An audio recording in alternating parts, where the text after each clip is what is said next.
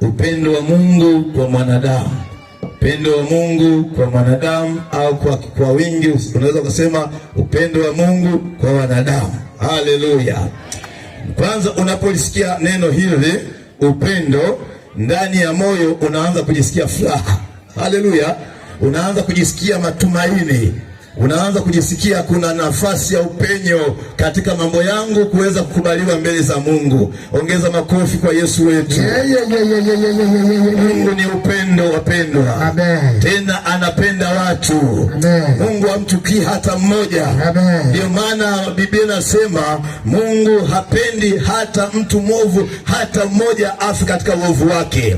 Anapenda watu wote siku moja waende kwenye maskani yake ya mbinguni. Sema amina. Kitabu cha Yohana sura ile ya 3 na mstari ule wa 16. Biblia inasema, kwa maana jinsi hii Mungu aliupenda ulimwengu hata akamtoa mwanawe wa pekee, ili kila mtu amwaminie asipotee, bali awe na uzima wa milele. Yani, kwa maana jinsi Mungu aliupenda ulimwengu. Ulimwengu ni dunia nzima pamoja na kila kitu na watu wanaokaemo humo. Mungu aliupenda ulimwengu wote, akamwangalia mwanadamu jinsi gani anavyotabika, anavyoteseka, anapokuwa katika majaribu na adha mbalimbali, hata akamtoa sasa, akamtoa mwanawe wa pekee, ili kila mtu amwaminie asipotee, bali awe na uzima wa milele. Kuna aina kadhaa za upendo. Upendo wa kwanza tunaweza kusema upendo wa kikamilifu. Upendo wa kikamilifu. Upendo huu ni upendo wa mama na mtoto. Unaonaje wakati mama amejifungua? Mama anakaangalia katoto, anafurahi. Mama anakageuza, anakaogesha, anakavisha vidaso, anakavisha nguo za kitoto, anakabeba, anakalea. Jamani, anafanyaje tena? Anakabusu kwenye mashavu yake. Kakilia, anakapa nini wapendwa? Anakapa ziwa. Huo ni upendo wa mama na mtoto. Haleluya. Lakini huu upendo bado hujafikia upendo wa Mungu. Sema amina. Amina. Bado hujafikia upendo wa Mungu. Kwa sababu gani? Kuna wengine leo wamama wamezaa kabisa watoto wao, lakini utakuta unatembea, unaona kafurushi kako pale, unakaogota, kumbe ni katoto kachanga, kametupwa, kametelekezwa. Hamjawahi kuyasikia kwenye taifa ya habari? Tumesikia. Hamjawahi kuyasikia kwenye taifa ya habari? Tumesikia. Hamjawahi kuyasikia kwenye magazeti? Tumesikia. Siku moja wakati napoenda kuhubiri Burundi, nilifika pale nikiwa ndani ya gari, tukafika pale Bitale, tukaona kuna watu wengi kweli na maaskari wapo wengi. Nikauliza, mbona kuna maaskari wengi hapa na watu wamejazana? Wakaniambia, mtumishi, mahali hapa kuna mama amejifungua kitoto, akaenda kukitupa chooni. Sasa kile choo kinaning'inia kwenye tundu la choo, kwa hiyo wamekiwahi wakidake kabla hakijadumbukia. Jamani, unaonaje? Huo ni upendo kweli? Huo ni upendo kweli? Hapana. Angalia Mungu anavyosema katika kitabu kile cha Isaya 49:15. Kitabu cha Isaya 49:15 inasema hivi, je, mwanamke aweza kumsahau mtoto wake anyonyaye, hata asimhurumie mwana wa tumbo lake? Hilo ni swali. Je, mwanamke aweza kumsahau mtoto wake anyonyaye, hata asimhurumie mwana wa tumbo lake? Naam, hawa waweza kusahau, lakini mimi sitakusahau wewe. Pigie Yesu makofi mengi. Mungu anasema hawa wanaweza kusahau, lakini Mungu hawezi kukusahau wewe. Hawezi kukuacha kwenye pito lako hilo. Hawezi kukuacha kabisa. Na kama utamjua Mungu, utamkimbilia, hapo ndipo upendo utaiva sawa sawa. Biblia inasema, na wapenda wote wanipendao, na wote wanitafutao kwa bidii wataniona. Kwa hiyo wewe unayempenda Mungu, unayemtafuta Mungu tena kwa bidii, Mungu anasema utamuona. Utamuona ndani ya ndoa yako, utamuona ndani ya elimu yako, utamuona ndani ya biashara yako, utamuona ndani ya kijiji chako, utamuona ndani ya ndugu zako. Haleluya, haleluya, haleluya, amina. Anasema hata kusahau wewe. Ninampenda Bwana kwa sababu ananijali na ananiona na ananitunza na ananilinda na ananipigania. Tena anasema mabaya hayatakupata wewe, Mungu atakukinga nayo yote ukikazana kumpenda. Tena anasema kwa sababu umekazana kunipenda nitakusaidia. Alafu akishakusaidia na wewe utafanyaje? Utamtukuza. Kumbe Mungu afanyaje vitu vya sala. Narudia kusema Mungu afanyaje vitu vya nini? Vya sala. Angalia mstari unasema kwa sababu umekazana kunipenda nitakusaidia. Akisha kusaidia anakwambia bulocha na ugende, anasema na wewe utanitukuza, na wewe utamwabudu Mungu, na wewe utasali. Kuna watu hapa tokea mwezi wa kwanza na huu ni mwezi wa 6 hawajaenda kanisani hata mara moja. Hiyo ni aibu katika nchi, ni aibu katika familia. Sema amina. Amen. Haleluya. Amen. Haleluya. Amen. Huyu mama alikazana kumpenda Yesu Kristo na Yesu Kristo akamsaidia katika tabu yake. Unamjua huyu mama? Huyu mama alikuwa na changamoto katika ndoa yake. Unajua leo katika dunia leo kuna changamoto sana katika ndoa. Kuna changamoto sana na mapito na mateso katika ndoa. Shetani anaiwinda ndoa. Maana akiipiga ndoa amelipiga kanisa.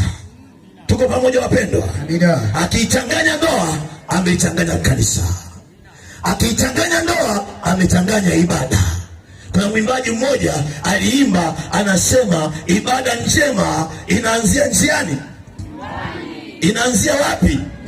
Nyumbani. Ibada njema inaanzia nyumbani. Mkitoka vizuri nyumbani, hata huku mtakuwa mnaimba ikidoli doli kumtima. Ikidoli doli, unapishana na mke wako, unapishana na mume wako kwa sababu imeanzia nyumbani. Lakini kama ametoka mmoja amemkunguta kofi, alafu wote wameingia kanisani, ikidoli doli haiendi hiyo. Usikute yule piga kofi wenzake ndio anaimbisha, alafu yule anaitikia ni yule anayepigwa kofi. Vilagenda. Vilagendeka. Sasa tamani hadi ajifiche. Lakini mkitoka kule ni haleluya, mmeshikana mikono, tunaomba kama familia, tunaenda nyumbani mwa Bwana. Mkifika huko utukufu wa Mungu na wafunika wote kama familia. Amen. Sema amina. Amina. Haleluya. Amen. Unawafunika. Wakati jana natoka hapa, Bwana nini? Bwana akaachilia hili. Kumbe Bwana anawapenda watu wa Kalela sana. Amen. Bwana analipenda kanisa la Kalela sana. Amen. Bwana anazipenda miji za Kalela sana. Ndio maana shetani alienda kuvuruga ndoa ya Adamu na Hawa, akavuruga pale. Alipoivuruga ile ndoa, lakini Mungu bado ni upendo. Akasema sitamwacha mwanadamu, nimemhangaikia, nimemfanya kwa pumzi yangu, huyu anikaweka nafsi iliyo hai. Wewe shetani ni wa kulaniwa, wewe shetani ni wa jehanamu. Umekufuja kuvuruga kiumbe hiki. Mungu anakuja kufanya ibada na Adamu. Adamu uko wapi Adamu? Akasema Bwana amejificha, yuko utupu, amejificha. Wanaanza kuhusiana mpira, ni huyu ulionipatia. Afu ile mama anasema ni nyoka, lakini alitoa hesabu pale Mungu. Lakini Mungu wa rehema akasema ngoja niangushe mnyama huyo ili niwastiri kwa mavazi. Sema amina. Amina. Kumbe kustiliwa kulianzaga mapema. Sasa shangaa ukianza kutuvalia uchi wakati Mungu alikataa watu wasitembee uchi. Tutakushangaa sana, si sawa? Imani ishimwe. Lakini wa Kigoma wote, yani nyinyi hata mkipita mbele ya Yesu anawabariki. Navaa vizuri, njoo Dar es Salaam sala kazi nyingi.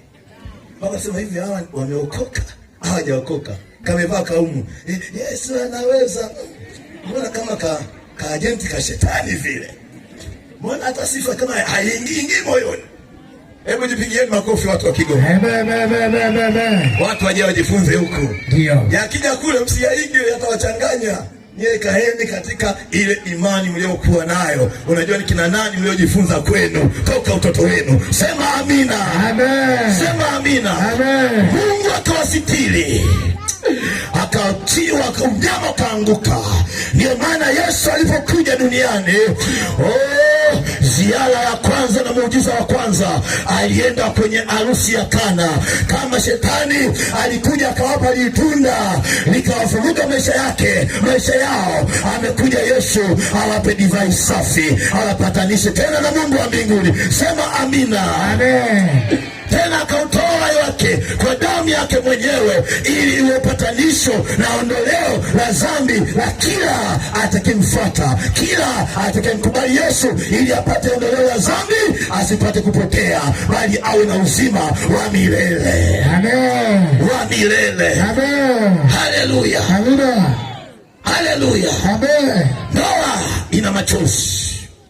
Baba mmoja akawa na mke wake, wana maisha tu, walianzia ya chini, baadaye wakawa na maisha mazuri.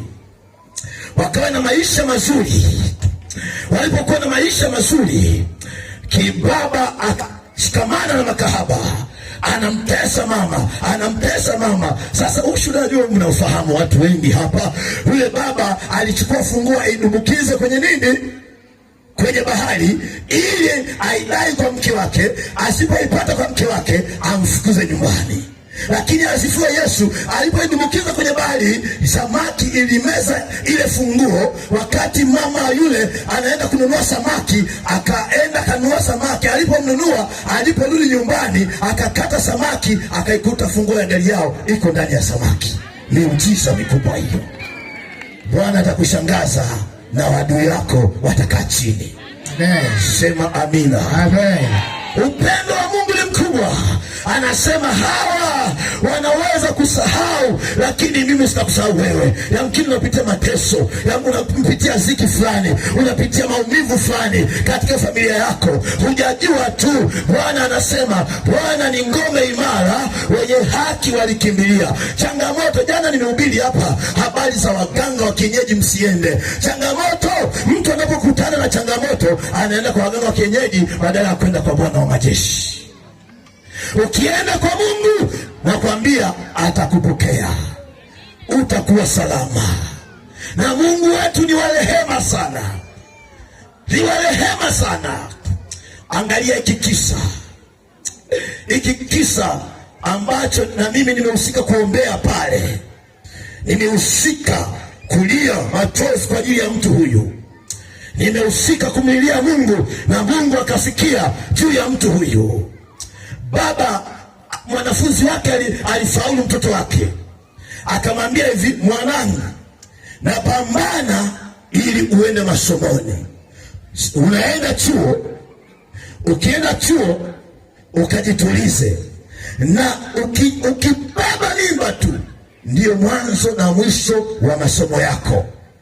Yule binti akaenda masomoni, ameenda kule chuo, akabeba mimba.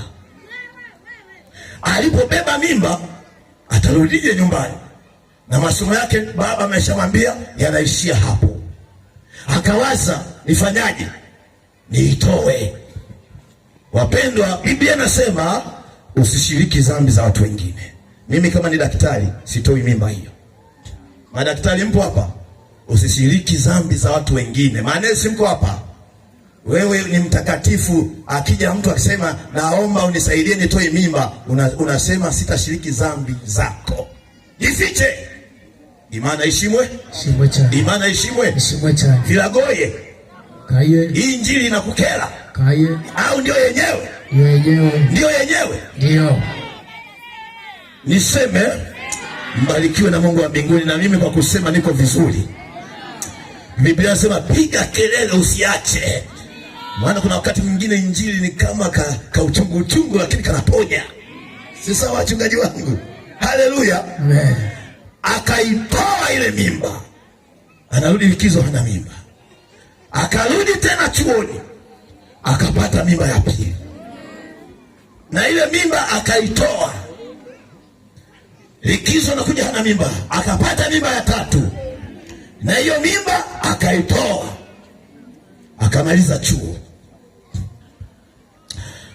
ameendelea, akapata mchumba, wakaoana, akapata mimba ya 4, wakasema bado mambo hajawa mazuri, tuitoe. Wakaitoa mimba ya 4, akaajiriwa kazini, wakapata mimba ya 5, wakasema bado hajawa vizuri, akaitoa mimba ya 5. Halafu akapata mimba ya 6, wakasema mambo yamekuwa mazuri, sasa tuzae, ikatoka yenyewe. Akapata mimba ya 7, ikatoka yenyewe. Akapata mimba ya 8, ikatoka yenyewe. Akapata mimba ya 9, ikatoka yenyewe. Akakimbia kwenye mkutano, na wakati unahubiri anakuja, tumishi niombe, ina shida hii. Tukaomba kwa blasha tu, tukaondoka zetu. Akapata ya 10, ikatoka yenyewe. Ndiyo siku moja nanisikia niko tena nahubiri sehemu fulani, akapiga simu, nikaenda kazini kwao, akaanza kulia machozi, akaeleza makosa yake aliyemkosea Mungu, alivyotoa mimba akiwa chuoni, na alipotoa mimba akalia sana, akagaragara. Alafu akasema, mtumishi nisamehe, ninakushirikisha haya mambo magumu mabaya ambayo kuwepo. Nikampeleka kwenye dua ile ya toba ya Zaburi, inasema, tazama analichukuliwa mimba katika hali ya uovu, mama yangu alichukulia mimba hatiani. Wewe wapendezwa wa kweli, wapendezwa na kweli, unisafishe na hisopo, nami nitakuwa safi. Nimejua mimi leo makosa yangu. Nikamwongoza sala ya toba ile, Mungu akanifunulia. Nikaona mtoto anacheza tena kwenye sofa zile. Nikaona Bwana Mungu ananionyesha utapata mtoto naye atacheza kwenye sofa. Mungu amekusamehe makosa yako yote. Hebu mpigieni Mungu makofi. Ingekuwa mwanadamu angesema ndivyo, leka ukome, uchikile. Si sawa Sasa vya vyetu tuliopotea huko tusije tukakosea. Haleluya. Uchikile maana yake ukome. Uchikile. Uchikile kama ni mwanadamu. Ila Mungu, yani Mungu angekuwa mwanadamu, hii dunia sijui kama kuna watu wangekuwa wameshapuruta wengi. Yani Mungu angekuwa ni mwanadamu. Wanadamu dakika 2 mbele ni kufuta. Si sawa? Ila Mungu bana kana jigaragaza kwenye matope, anarudi anakasafisha. Kaza kwenye matope, anarudi Mungu anakakumbatia. Huyu Mungu huyu. Kuna wengine wanakikusimulia makosa yao mpaka naogopa, sasa huyu atasamehewa kweli? Haleluya. Lazima mtakikuelezea kupangia mapito mambo yanayofanya. Mpaka unasema Mungu huyu atasamehewa kweli? Afu Mungu anasema namsamehe. Si sawa jamani? Si sawa? Ndio. Isaya anasema dhambi zenu zijapokuwa nyekundu kama damu. Hizi ni dhambi nyekundu kabisa hizo.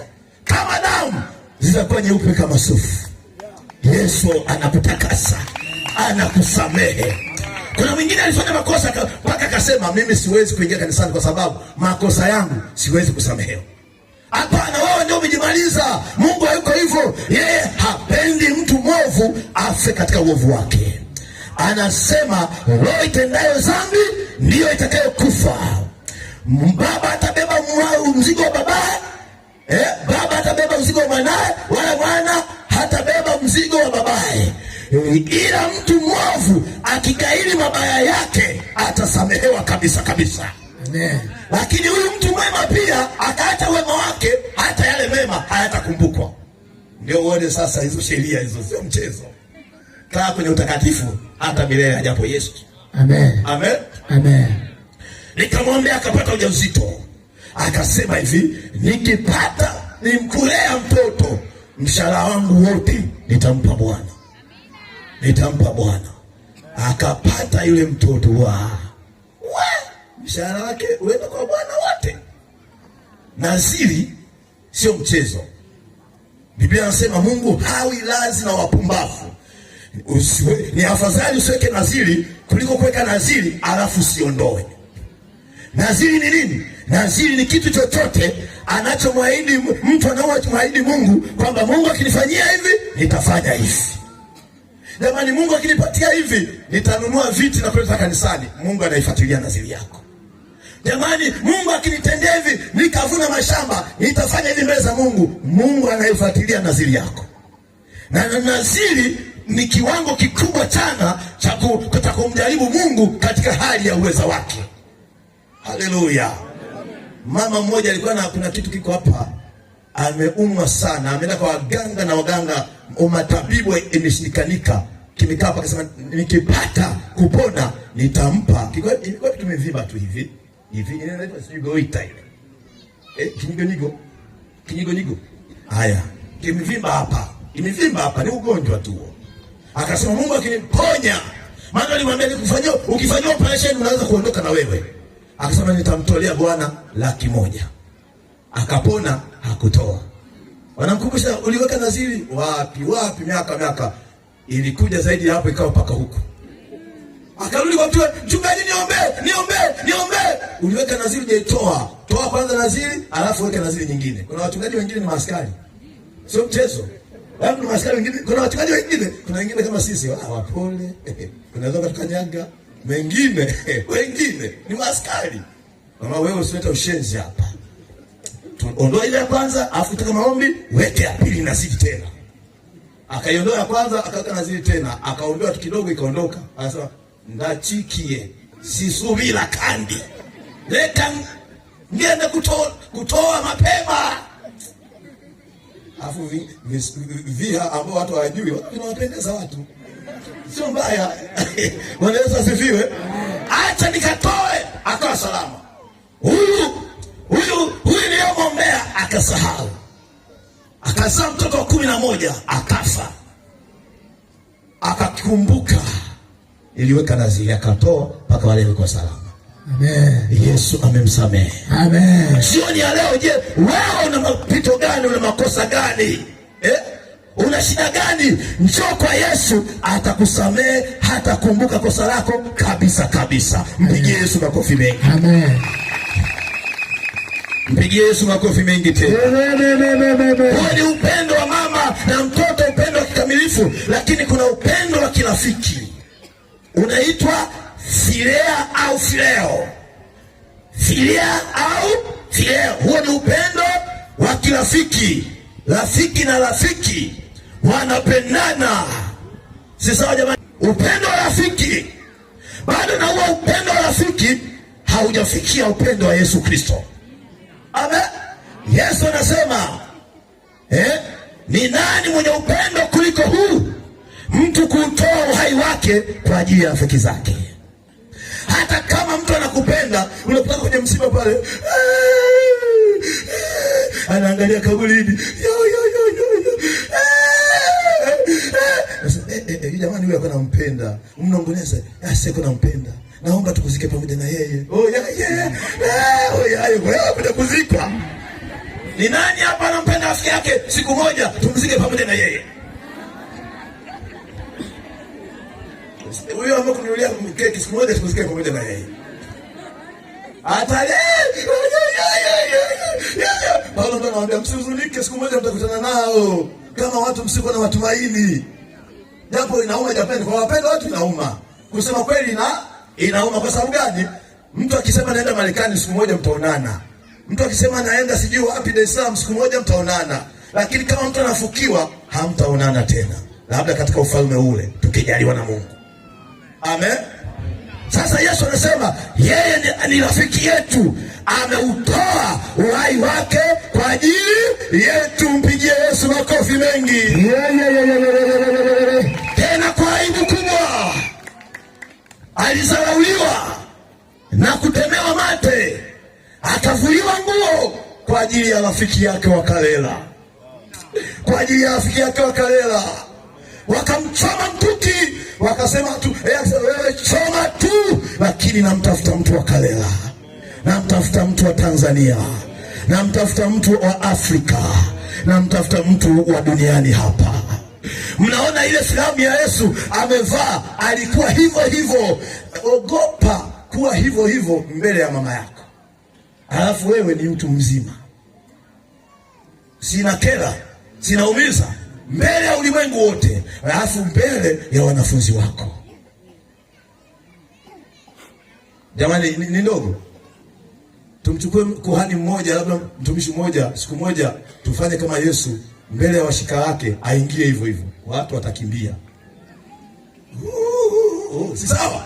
Lakini Yesu alikaa hivyo hivyo, alibeba aibu yote, akasema ninajua hii aibu nipo kitambo kidogo tu, siku moja watoto wangu watakuwa salama, ulimwengu utakuwa salama. Acha niteseke, acha niumie, acha nidharauliwe, acha nipigike, acha niumie, lakini zipo roho zilizoteswa na shetani, yani pasa niziokoe. Amen. Hebu ongeza makofi tena kwa Yesu. Amen, amen, amen, amen, amen. Hebu sema kwa sauti yako, Yesu nakupenda. Yesu nakupenda. Sema kwa sauti yako, sema Yesu nakupenda. Yesu nakupenda. Rudia tena, sema Yesu nakupenda. Yesu nakupenda. Uliniokoa mimi. Uliniokoa mimi. Nilikuwa nimepotea dhambini. Nilikuwa nimepotea dhambini. Bwana nishike. Bwana nishike. Nisitoke katika njia yako. Nisitoke katika njia yako. Yesu makofi mengi. Amen, amen, amen, amen, amen. Amen. Upendo wa tatu, huko minne tunamalizia. Watatu ni upendo wa kindoa, mme na mke. Ima na ishimwe. Upendo wa mke. Nani mwenye mke wake waje hapa mbele? Kumtima. Nani doli? Kumtima. Nani doli? Kumtima. Kumtima. Amen. Ni leo au ni siku zote? Siku zote. Wapigieni makofi wapendwa. Sasa wakizaa watoto, inakuja lile neno, tazama jinsi ilivyo vyema na kupendeza ndugu wakae pamoja kwa umoja, ni kama mafuta yashukayo mbinguni kwa Haruni, naam huko Bwana aliamuru baraka na uzima hata milele. Amen. Kukaa pamoja kwa umoja. Kuna watu wanakaa pamoja hawana umoja. Kukaa pamoja sio maana yake kuna umoja. Mnaweza kuwa pamoja lakini hamna umoja. Tunataka mkae pamoja lakini kuna umoja. Sasa unakuta ndoa zingine walimu wanasigana, leka hii simu yanje, leka hii simu yanje. Usinani anapokea chooni. Baba. Wewe simu unapokelea chooni mbele ya mke wako. Aibu hiyo. Nisihubiri. Watu wa Kalela tunawagana kwa neno la Bwana lililo safi. Haleluya, haleluya. Upendo wa kindoa unaitwa eros, ambao upendo Mungu anaupenda. Ukisoma Efeso 5:28 inasema hivyo, vivyo hivyo imewapasa waume nao kuwapenda wake zao kama miili yao wenyewe. Ampendaye mkewe hujipenda mwenyewe. Hebu makofi jamani, hujipenda mwenyewe.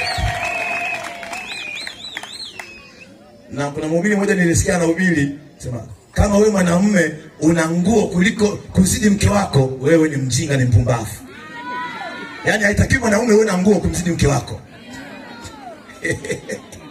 Haleluya. Amen. Yaani mwanamume haitakiwi kuwa na nguo kumzidi. Sasa nakuta baba yaani yeye tu. Amen. Amen. Wengine magoti yaliyeishia sendiofu na kwenye harusi sasa hivi hayapo, na ugali anamkaribishia buti. Nudie ndivyo. Ugomba nudie, ugomba uhebe. Leo ni injili ya mwagano. Mungu anatutembelea, anaponya ndoa zetu. Sema amina. Haleluya. Bwana heshima sana. Upendo wa kindoa, na mkiwa mnapendana hata watoto wanaiga hapo hapo. Amen. Watoto wanajifunza hapo hapo. Nilienda Mwanza nikakaribishwa kwenye ndoa mbili zenye mateso na mapito.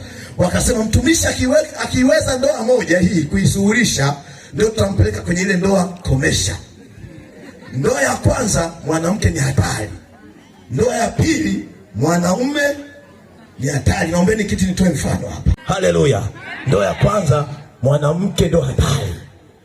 Baba alikuwa akikaa hivi pale nyumbani, mwanamke akiwa anaosha vyombo pale, anamwangalia mume wake. Akitoka kule apite hapa, hamwambii mume wangu naomba nipite. Anakusanya miguu hii kwa mume wake, anamrusha na anguka hivi.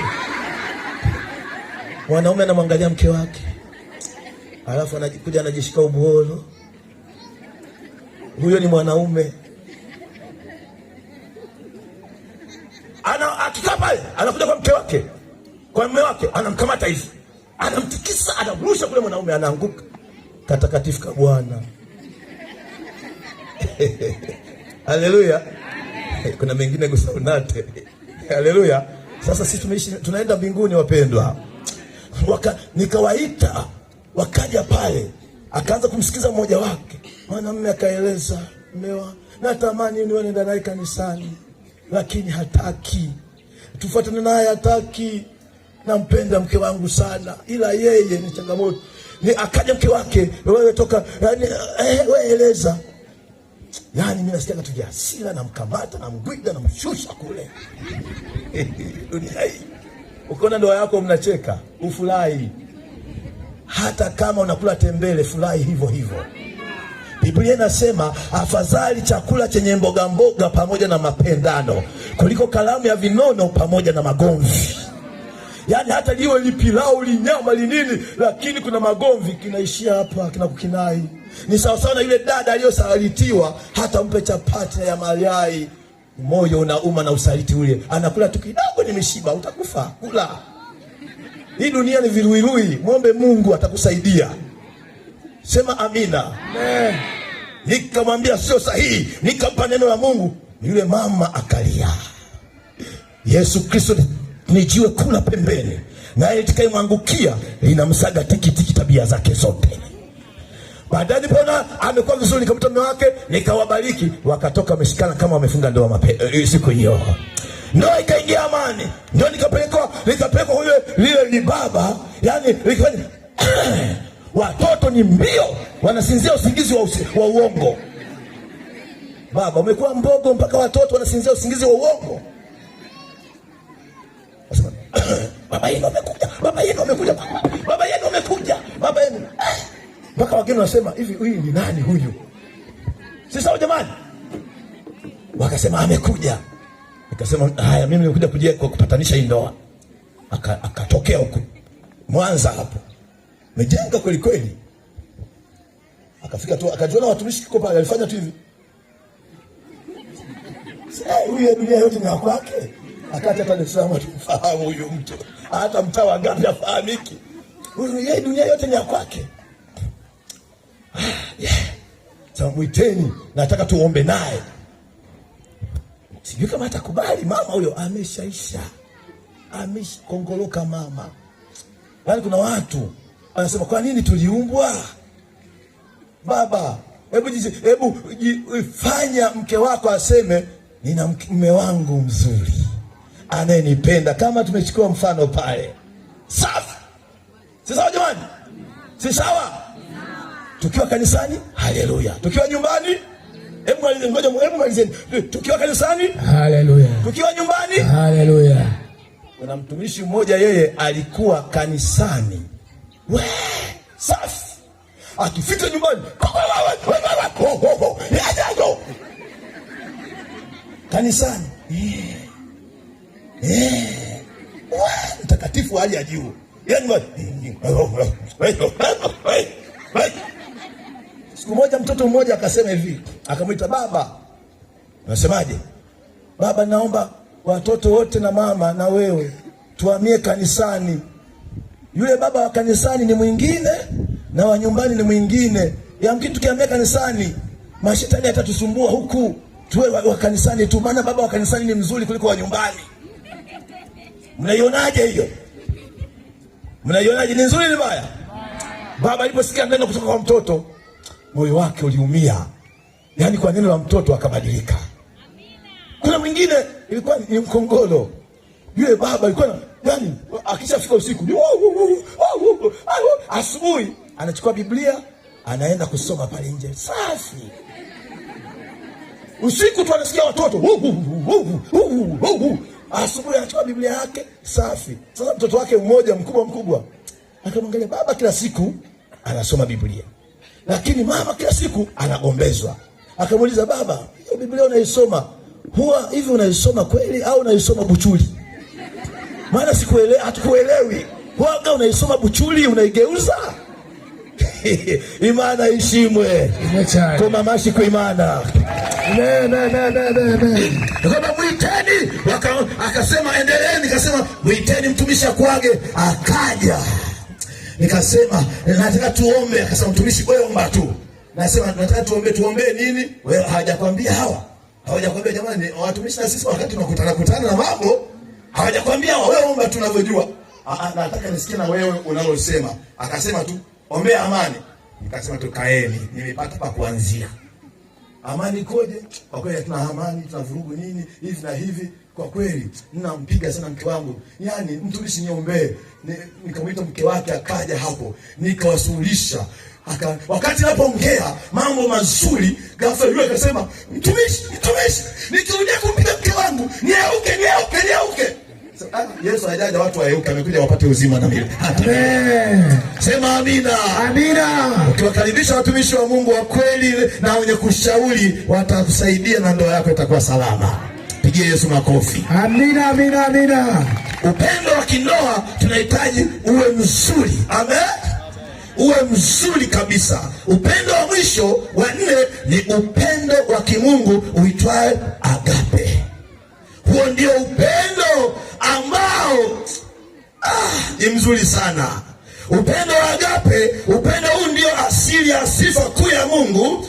Ukisoma waraka wa kwanza Yohana 4:16 utakutana na upendo huu. Ndio jumla ya Ukristo wote, Torati na manabii. Haleluya. Sifa za upendo wa agape: upendo huvumilia.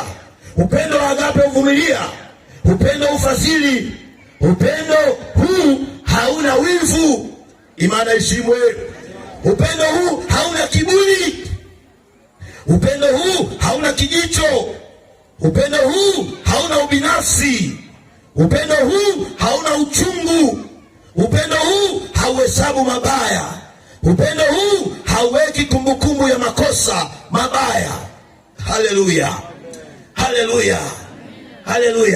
Siku moja tuko klasini, akatuambia askofu wetu mkuu anaitwa kusuluhisha ndoa.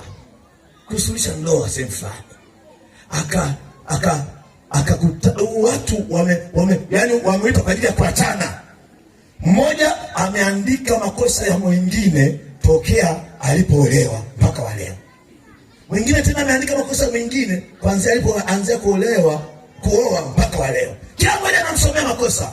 Wakakosa kale makaratasi. Kwa hiyo leo mmoja mtumishi nilikana shetani kabisa. Mwingine anasema leo nataka tuachane. Kwa hekima tu. Hivi kumbe bado mpo. Siku zote kwa tumeshaachana. Kumbe bado mnaendelea na yale mapito bado mnaendelea. Kumbe hawajajua kama tuna mashtaya. Wakaombana msamaha pale na shetani hakuonekana tena pale, wakawa salama. Sema amina. Hauhifadhi kumbukumbu. Ukishasamehe mitoka hiyo. Sema amina. Sema amina. Msikie mkono mwenzako, mwambie ukawasamehe wote waliokuuzi. Jamani, kuna msamaha rahisi na kuna msamaha unaoumiza. Kuna msamaha unaachia mpaka unalia. Ni sawa? Hapa ndipo namalizia. Nikiwa na ubiri Morogoro, mtu mmoja aliniuliza swali, mwimbaji anaimba na amerekodi kabisa hata video. Akaniambia hivi, mtumishi, ni kosa gani unaweza kusamehe na kosa gani hauwezi kusamehe? Nikamwambia hivi, kwa mujibu wa Biblia anasema mkiwasamehe watu makosa yenu na baba yenu wa mbinguni atawasamehe. Maana makosa ni yoyote yale. Akasema sawa, akatulia. Lakini kwa kulala tukatoa ratiba kimoja. Anaacha sisi tuanze kulala, kwa kuamka yeye ndio wa kwanza kuamka siku zote. Siku nyingine usingizi ukanipaa, nikaamka saa 10 usiku nikasoma Biblia na kujiandaa na maombi. Tayari maana yake nimemtime. Akaamka asubuhi akaniambia hivi, mtumishi, naomba mguu wangu. Hivi umelala na mtu alafu anakuomba mguu? Unaweza kufanya, nimelala na binadamu, nimelala na nani? Naomba mguu wangu. Tukao watatu. Mbona na miguu miwili? Mguu wako kivipi? Mtumishi, naomba mguu wangu. Kama hiyo swali mgeuzie huyu. Wana naomba mguu. Yule akaanza tu kucheka. Mguu. Lakini kakumbuka kuna swali ameniuliza la msamaha. Akasema angalia chini ya uvungu. Nikaangalia, nikaukuta mguu wake. Naombeni huo mguu wangu, tukauchukua, tukampa. Sasa mnaanza kwanza, ikoje hiyo? Ilikuwa hivi. Wamelala na kaka yake siku moja. Maana yake huo ni mguu aliopewa kule Muhimbili. Mguu wake mwingine wameshaufanyaje? Wameshaukata. Ilikuwaje? Walikuwa wamelala na kaka yake. Mtu mmoja akaiba simu. Kaka yake akainuka kumwambia, wewe ndio tumelala wote, umeniibia simu. Basi simu atauonyesha, akamshushia kipigo mdogo wake. Baadaye wakampeleka, wakampiga, wakamfunga mipira humu, dantrop, wakamweka nyuma ya nyumba, mchana kutwa akome kule. Miguu ikachubuka, baadaye donda likaingia, wakaenda Muhimbili, wakamwambia huu mguu misha kreki, kwa hiyo inabidi akatwe. Kwa hiyo wakaukata mguu, alafu aliyoiba simu akaonekana.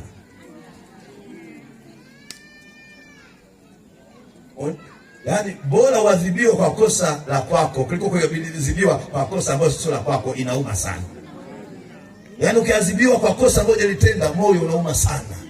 Lakini ukiadhibiwa kwa kosa ulilofanya, kwa kweli hii ni haki yangu. Nikasema hiyo ni kali, lakini msamehe tu kaka yako. Msamehe tu.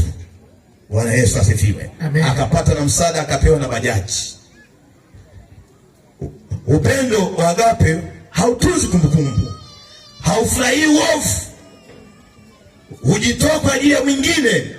Mungu ni upendo wetu, alimtoa Yesu Kristo ili tutoke kwenye mateso, tutoke kwenye laana, tutoke kwenye uharibifu. Tumpigie Yesu makofi mengi. Yesu alipomaliza, tusimame juu, tumefikia mwisho. Yesu alipomaliza kazi yake kumwokoa mwanadamu, akatuachia kwa upendo wake, tena akatuachia Roho Mtakatifu. Sema amen. Roho Mtakatifu kama huwa ni mpole sana, anatuombea Roho Mtakatifu kanisa lake, tena kwa kuugua. Lakini Roho Mtakatifu ni kama moto, lakini Roho Mtakatifu ni kama maji, anatuburudisha kama umande. Nyanyua mikono yako juu.